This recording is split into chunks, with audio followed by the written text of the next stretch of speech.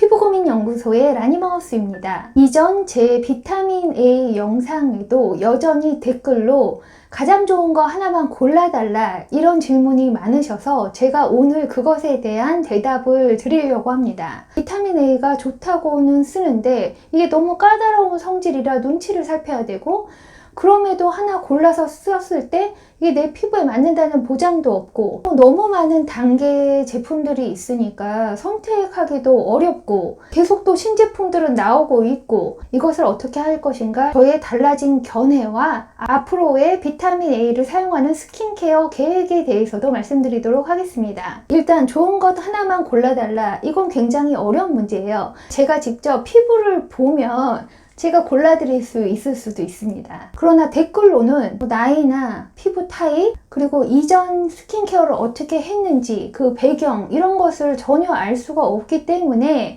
제가 말씀드리기가 어려운 부분이 있고요. 이 스킨케어처럼 개인차가 큰 분야가 없습니다. 또 사진을 보내주신 분들도 있어요. 제가 사진을 보고 제품을 하나 딱 정해드리면 좋은데 그건 역시 어려운 부분이 있습니다. 제가 늘 말씀드리지만 사진으로는 재질이 안 보여요. 저한테도 나이보다 어려 보인다. 그게 이 카메라에 재질이 안 보여서 그렇습니다. 이게 카메라가 아무리 좋아도 재질이 안 보여요. 그 재질이라는 게 굉장히 스킨케어에서는 중요한 부분입니다. 본인의 재질을 이해하고 있어야 자기 피부 타입에 맞는 제품도 고를 수 있거든요. 그럼 재질이 무엇인가에 대해서 잠깐 얘기를 하고 넘어갈게요. 제가 항상 저 자신한테 재질이 안 좋다, 재질이 안 좋다 그런 말을 하는데, 이게 재질이 좋은 분은 저희가 어디 사람이 몇백 명 모이는 그런 장소에 들어갔을 때 이렇게 굉장히 쫀득하게 피부 좋은 분이 한두 분 보입니다.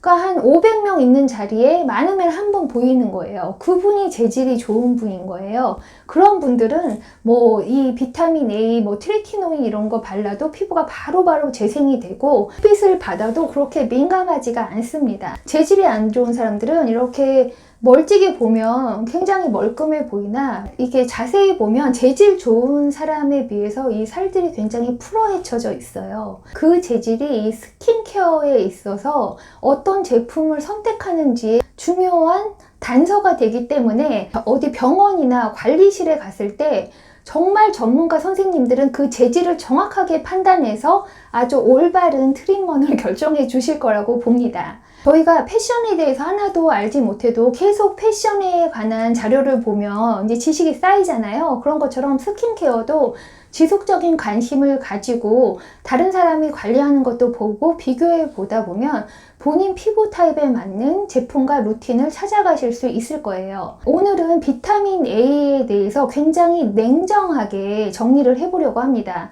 여태까지는 그냥 객관적인 내용을 설명을 했고, 제가 어떻게 사용하는지, 또 피부 타입별로 어떻게 사용하면 좋다, 사용법에 대한 어드바이스 정도에서 영상을 만들었다면, 오늘은 30대부터 비타민 A 제품을 써서 20년 넘게 사용한 스킨케어 전문가로서 그냥 냉정하게 제품별로 이렇게 사용하면 좋거나 이건 사용하려면 안 되거나, 이런 피부에는 이 제품이 좋거나, 그냥 그걸 제 개인 견해로 말씀을 편하게 드릴게요. 이제 저희 구독자분들하고도 친해졌기 때문에 그냥 솔직한 제 견해를 말씀드리도록 하겠습니다. 제가 긁어 모아서 사용하고 있는 비타민 A 제품과 앞으로 제가 사용할 비타민 A 계획에 대해서도 말씀드리도록 하겠습니다. 비타민 A 계열 제품을 이만큼 가지고 지난 1년간 실제로 사용해보고 테스트해본 사람으로서, 또 여러분들이 여전히 가장 좋은 거 하나를 골라달라 이런 질문을 저에게 많이 해주시기 때문에 왜 쉽게 딱 하나만 고를 수 없는지 그 이유에 대해서도 말씀드리고, 이 조합 중에 어떤 것이 마음에 들었고 그렇지 않은지 냉정한 질문을 해보는 시간을 가져보려고 합니다. 저희가 비타민 A, 레틴 A, 뭐 트레티노인, 아다펠렌 이런 건 다른 영상에서 많이 다루었기 때문에 Q&A 영상도 있고요. 이 비타민 A에 대해서는 다른 영상에서 보시면 될 것 같고, 오늘은 순수하게 이 제품 비교만 해보도록 하겠습니다. 그리고 또 이렇게 새로 재구매한 것도 있고요. 이 A313도 지금 재구매를 해서 손등에까지 열심히 발라주고 있습니다. 민감한 피부이신 분들에게도 이 식물성 비타민 A가 많이 든 바쿠치올이 좋다. 그걸 단독으로 사주지 않아도 됩니다. 이렇게 바쿠치올 이렇게 들어있습니다. 그러니까 이게 화장품 성분 중에 하나로 자리를 잡은 거예요. 저가 비타민 A 세럼들이 있죠. 보습 잘 되는 제형, 이거는 좀 묽은 제형, 이런 것들이 있는데 이게 부담 없이 쓸 수 있습니다. 굉장히 민감하신 분들이 아니면 이 정도 레티놀 발라서는 얼굴 그렇게 화끈거리지는 않을 거예요. 그러니까 저녁에 그냥 비타민 A 좀 발라주고 싶다. 그럼 이런 것들도 순하게 사용할 수 있는 용도가 있고요. 약간 고급형 레티놀을 보자면 이런 것들이 있습니다. 이게 이제 고급형 앰플형인 건데 저보다 더 고급진 거 갖고 계신 분들도 있을 거예요. 그럼 화장품 회사에서 나온 굉장히 고농축 하이도스 비타민 A라고 하는 것들이 이게 피부에 발랐을 때 이런 다른 센 연고들보다 더 안 좋냐? 아닙니다. 더 좋을 수도 있어요. 왜냐하면 굉장히 좋은 성분들로 만들어놨기 때문이죠. 그러니까 뭐 히알루론산도 넣어놓고 여러 가지 피부에 좋은 다른 성분들이 있기 때문에 연고들은 뭐예요? 연고는 말 그대로 연고예요. 그 연고 타입으로 나오는 것들은 이제 성분을 보면 뭐 그렇게 좋은 성분들이 들어가 있지 않습니다. 그냥 이건 연고에 뭐 이건 아다펠렌 넣어놓은 거고 이건 연고에 트레티노인 넣어놓은 거죠. 그런 거에 비해서는 화장품들은 성분이 훨씬 좋다고 볼 수 있고요. 이런 레티날들이 있었죠. 그래서 레티날에 대해서도 물어보시는 분들이 많아요. 이게 처방 없이 살 수 있으니까 요즘엔 더 많은 브랜드에서 레티날들이 나오죠. 그러면 제가 저에게 물어봅니다. 이 레티날이 이런 세럼들보다 더 효과가 있었냐? 레티날과 아다펠렌을 발랐을 때 훨씬 피부에 차이점이 있었나? 피부가 민감하고 따가웠냐에 따라서는 대답을 할 수가 있어요. 이렇게 트레티노인 쓰던 사람이 이런 화장품 쓰면 그렇게 따갑지 않고요. 이게 사람마다 개인차가 굉장히 있는 거예요. 어떤 분들은 이런 아다펠렌 바르고도 굉장히 3일 만에 얼굴 확 벗겨지면서 붉어지는 걸 느끼시는 분들도 계시고, 레티놀이라고 써보지 않다가 처음 사용하시는 분들은 이런 순한 그냥 레티놀 2.5% 비타민 E 히알루론산 섞여 있는 이런 거 쓰셔도 민감하다고 받아들이실 수가 있거든요. 근데 대체적으로 처음 레티놀에 입문할 때는 이렇게 레티놀에 이런 화장품 성분들, 특히나 피부 보습되는 히알루론산, 비타민 E 이런 거 섞여 있는 제품 쓰시면 대체적으로는 적응하실 수가 있지만 그것도 개인차가 있습니다. 그럼에도 불구하고 이렇게 트레티노인 센 거를 쓰는 걸 좋아하는 이유가 이게 한 3일에서 4일만 발라도 막 각질들이 슬슬 일어난 다음에 일주일 지나면 한 번 턴오버가 된단 말이죠. 그럼 속에서 속살이 나오는 것 같으면서 주름도 좀 엷어 보이고 피부가 좋아지는 것 같아요. 그러니까 그게 여러 번 반복이 잘 되면 피부가 새로 재생되는 느낌이 듭니다. 그럼 이것만 1년 내내 주구장창 쓰지 왜 이런 더 하위 등급을 쓰느냐? 그건 제가 확실히 말씀을 드릴 수가 있어요. 이 트레티노인을 제가 가끔 씁니다. 어떨 때 쓰냐면 한 지난 2, 3주 피부 관리가 잘 안 된 거예요. 그래서 각질도 있는 것 같고 피부도 칙칙하고 그럼 여기 트레티노인으로 돌아옵니다. 그래서 한 4일을 밤마다 발라요. 그러면 이렇게 각질들이 막 위로 밀어서 올라오는 게 느껴지죠. 그래서 어떨 때 길게 7일까지 바를 때도 있지만 대부분 일주일 안에 멈춥니다. 그래서 한번 턴오버 되면 저는 그거에 만족하고 멈춰요. 제 피부 타입은 지금 각질이 그렇게 두껍지 않기 때문에 여러 번 각질층을 턴오버를 반복적으로 하는 것을 견딜 만한 그런 피부가 아니기 때문입니다. 그러니까 이런 걸 계속 써서 피부가 좋다고 하시는 분들은 계속 벗겨져도 계속 밀어서 튼튼한 각질이 있으신 거예요. 그런 분들에게는 이런 관리가 맞을 수 있고 또 햇빛 광노화 민감성도 없으신 분들에게는 트레티노인을 지속적으로 쓰는 게 맞을 수가 있고요. 제가 트레티노인만 쓰지 않는 건 세상에 정말 좋은 화장품이 많거든요. 트레티노인은 대부분 단독으로 쓰라고 하죠. 그냥 보습제 순한 거 하나 정도 쓰는 거예요. 가성비 면으로는 효과가 더 좋을 수 있지만 좋은 성분을 항산화 성분 레이어링 하는 게 장기적인 결과에서 더 나을 수도 있기 때문에 제가 하나에 올인하는 그런 케어를 하지 않고 있습니다. 이 아다펠렌하고 레티날 크림을 썼을 때도 차이가 확 나냐? 얘는 좀 더 화장품이죠. 이 아다펠렌은 좀 더 연고에 가까운 거예요. 그러니까 이 레티날을 썼을 때는 또 하이도스 비타민 A, 레티노이드 세럼 바른 것과 레티날은 거의 비슷합니다. 그러니까 레티날을 쓰는 거는 심리적으로 이렇게 센 처방 연고까지는 못 가지만 그냥 일반 레티놀보다는 성분이 더 강한 비타민 A라고 하니까 써주는 거예요.